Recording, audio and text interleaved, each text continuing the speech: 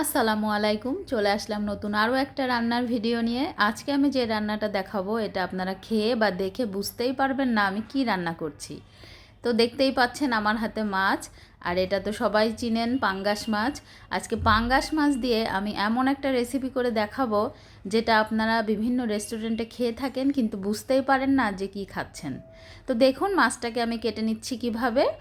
বড় বড় মাছের টুকরা নিয়েছি, আর গায়ের যে চামড়াটা সেটা আমি ছুরির সাহায্যে ভালোভাবে আলাদা করে নিচ্ছি।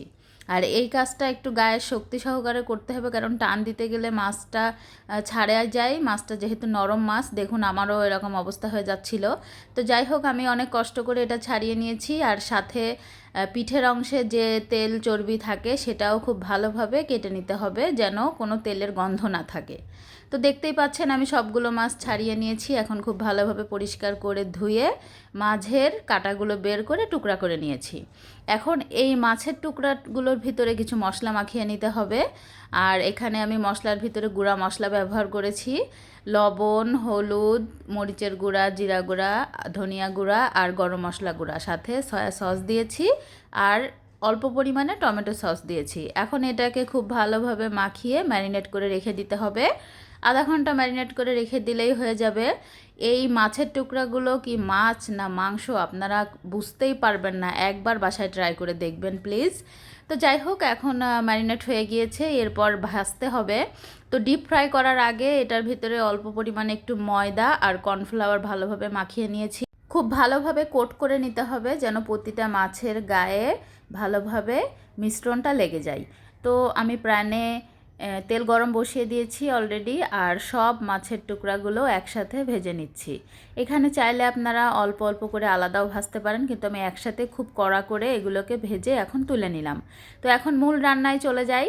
তো একটা কড়াইয়ে আমি পরিমাণ মতো তেল নিয়েছি, সাথে 1 কাপ পরিমাণ পেঁয়াজ কুচি আর একটা বড় সাইজের টমেটো স্লাইস করে দিয়ে দিলাম। কয়েকটা কাঁচামরিচও দিয়েছি। আর এদিকে একটা সস দিয়ে, সয়া সস আর হলুদ গুঁড়া, মরিচের গুঁড়া দিয়ে একটা পেস্ট বানিয়ে নিব। এই পেস্টটা আমি রান্নায় দিব, এটাই আমার কাজে লাগবে। আর এই পেস্টের সাথে আপনারা চাইলে আদা আর রসুনের পেস্টটাও মিশিয়ে নিতে পারেন। আমি আলাদাভাবে দিয়েছি, সেটা আমার আর দেখানো হয়নি, স্কিপ হয়ে গিয়েছে। তো এখন মশলাটা খুব ভালোভাবে কষানো হয়ে গেলে উপর থেকে ভেজে রাখা মাছের টুকরাগুলো দিয়ে দিতে হবে, আর নাড়াচাড়া করে একটু অপেক্ষা করতে হবে নরম হয়ে আসার জন্য। ব্যাস, রান্না কিন্তু একদম রেডি। চিলি চিকেন স্টাইলের মাছের এই রেসিপিটা খেলে কেউ বুঝতেই পারবে না যে আপনি চিলি চিকেন খাচ্ছেন নাকি পাঙ্গাস মাছের একটা রান্না খাচ্ছেন। প্লিজ একবার আপনারা বাসায় ট্রাই করে দেখবেন, খুবই মজার। আর এই ভিডিওটি ভালো লেগে থাকলে অবশ্যই আমার পেজটাকে ফলো করতে ভুলবেন না। যারা ইউটিউব থেকে দেখবেন আমার চ্যানেলটাকে সাবস্ক্রাইব করবেন। ভালো থাকবেন। আল্লাহ হাফেজ। আসসালামু আলাইকুম।